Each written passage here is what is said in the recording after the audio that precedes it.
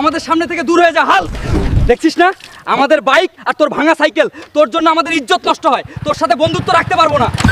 হায় রে জীবন, টাকা না থাকলে একসময় বন্ধুরাও খোটা দেয়, আজ আমাকে সবাই দূরে সরিয়ে দিল। একদিন আমি তাদের থেকেও বড় লোক হয়ে দামি বাইক চালাবো। স্যার এই বাইকটার দাম কত? আমার এমন বাইক কেনার অনেক শখ।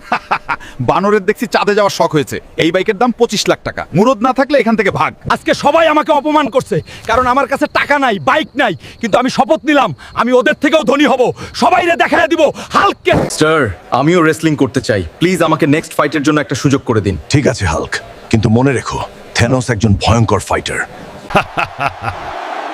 হাল্ক, তুই তো একদম কাঁচা খেলোয়াড়। নে, এখন আমার মায়ের হজম কর। থেনোস আমার পকেট খালি হতে পারে, কিন্তু আমার গায়ে জোরের অভাব নেই। আজ তোকে হারিয়ে আমি WWE চ্যাম্পিয়ন হয়ে বড়লোক হয়ে যাব। এই ম্যানেজার, এই পুরো শোরুমটা আমি কিনে ফেলেছি আর তোকে চাকরি থেকে বের করে দিলাম, এখন তুই ভাগ। আমাকে মাফ করে দেন হাল্ক স্যার, আমার পেটে লাথি মারবেন না। আরে এটা হাল্ক না? আর ওর কাছে এই কাওয়াসাকি বাইক কিভাবে আসলো?